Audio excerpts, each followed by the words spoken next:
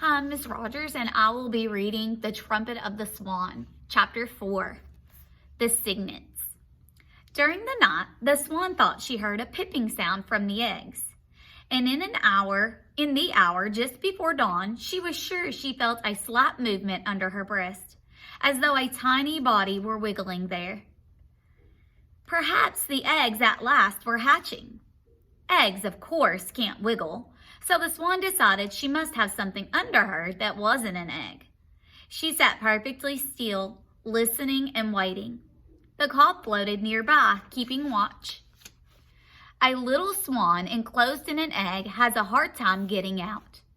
It never would get out if nature had not provided it with two important things: a powerful neck muscle and a small dagger tooth on the tip of its bill. This tooth is sharp, and a baby swan uses it to pick a hole in the tough shell of the egg. Once the hole is made, the rest is easy. The cygnet can breathe now. It just keeps wiggling until it wiggles free. The cob was expecting to become a father any minute now. The idea of fatherhood made him feel poetical and proud.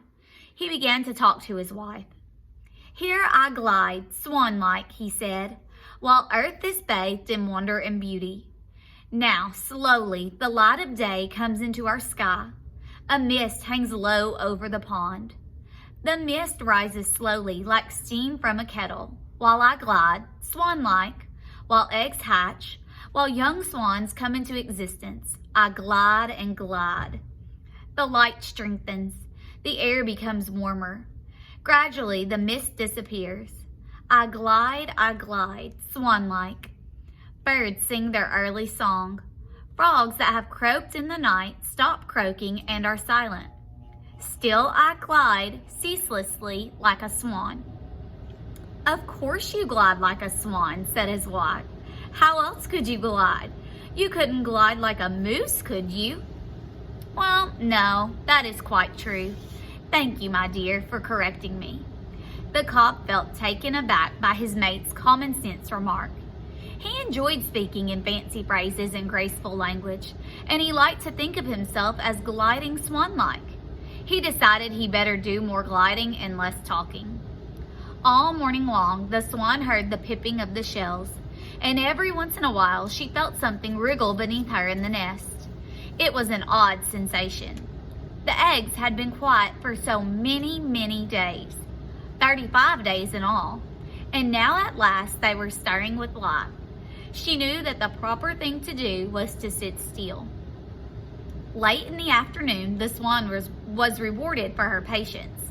She gazed down, and there, pushing her feathers aside, came a tiny head, the first baby, the first cygnet. It was soft and downy. Unlike its parents, it was gray. Its feet and legs were the color of mustard. Its eyes were bright. On unsteady legs, it pushed its way up until it stood beside its mother, looking around at the world it was seeing for the first time. Its mother spoke softly to it, and it was glad to hear her voice. It was glad to be able to breathe the air after being cooped up so long inside an egg. The cob, who had been watching intently all day, saw the little head appear. His heart leapt up with joy. "A cygnet," he cried, "a cygnet at last. I am a father with all the pleasant duties and awesome responsibilities of fatherhood. Oh, blessed little son of mine, how good it is to see your face peering through the protecting feathers of your mother's breast, under these fair skies, with the pond so quiet and peaceful in the long light of afternoon." "What makes you think it's a son?" inquired his wife. "For all you know, it's a daughter. Anyway, it's a cygnet, and it's alive and healthy. I can feel others under me too. Perhaps we'll get a good hatch.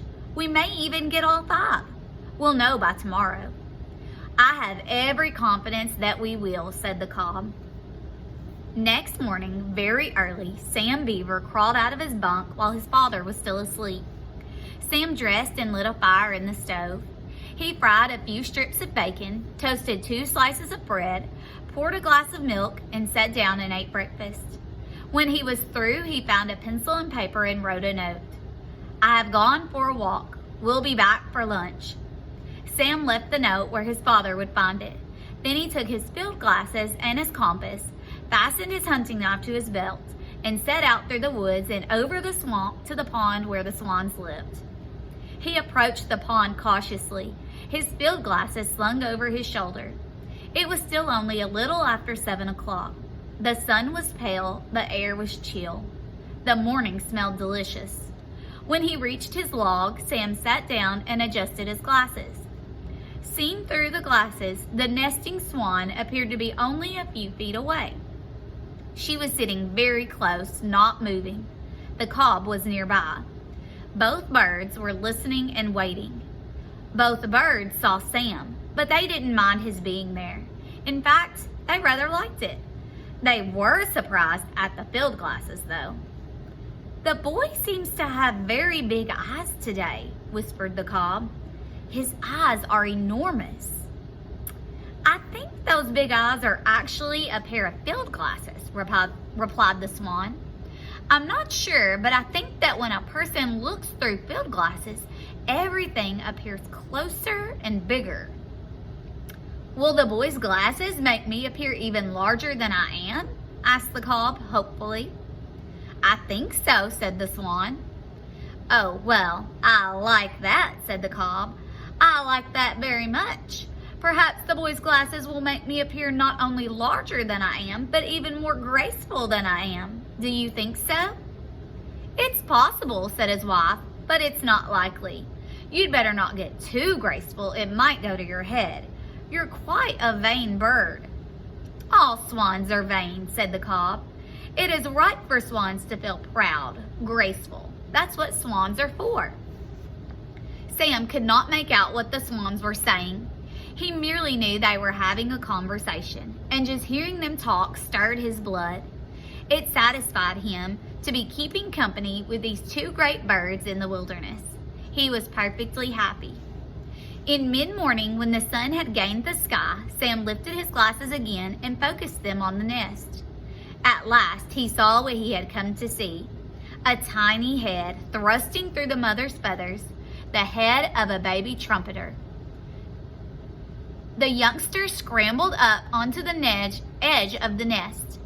Sam could see its gray head and neck, its body covered with soft down, its yellow legs and feet with their webs for swimming. Soon another cygnet appeared, then another.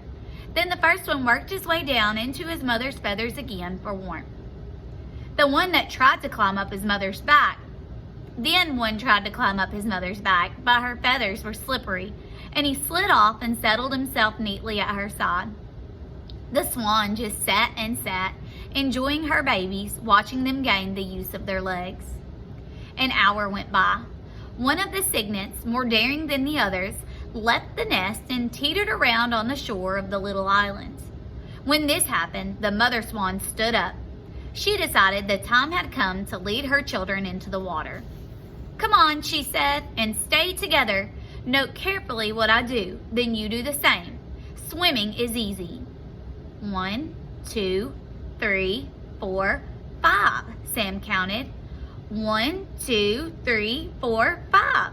5 cygnets, just as sure as I'm alive.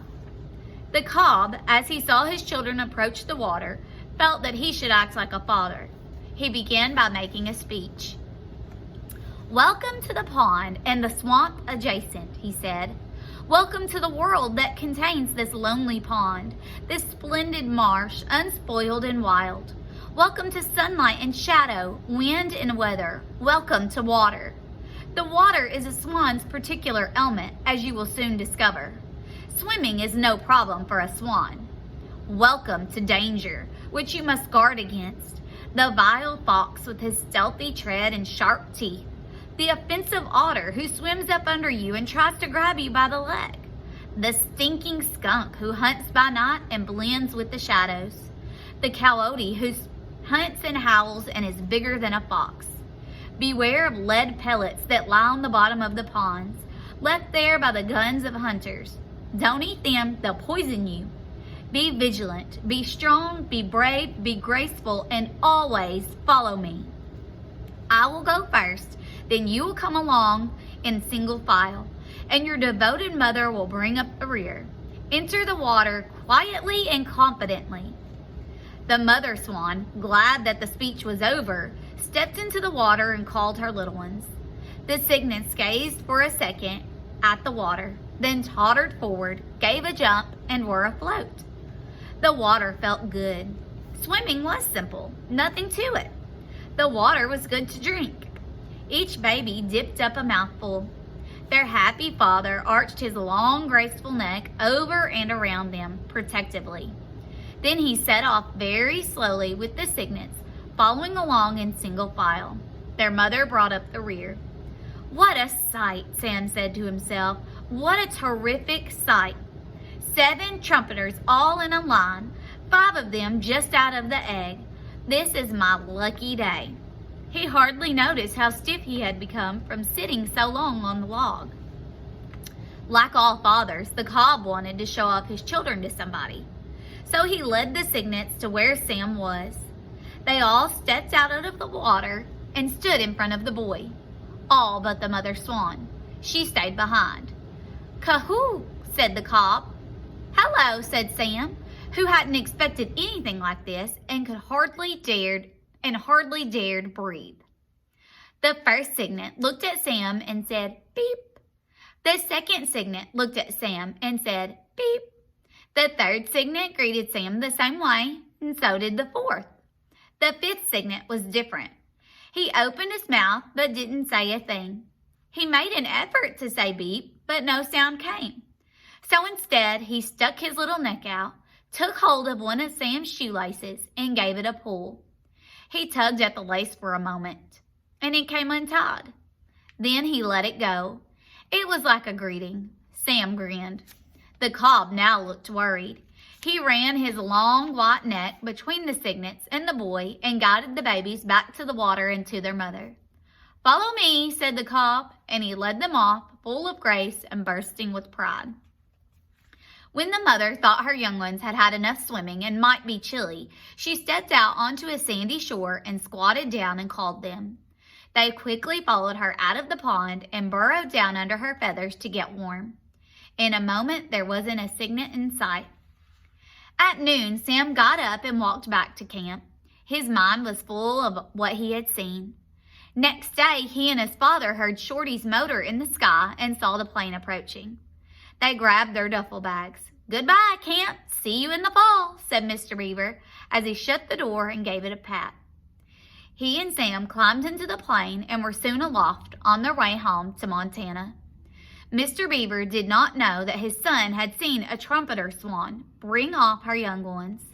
Sam kept the matter to himself.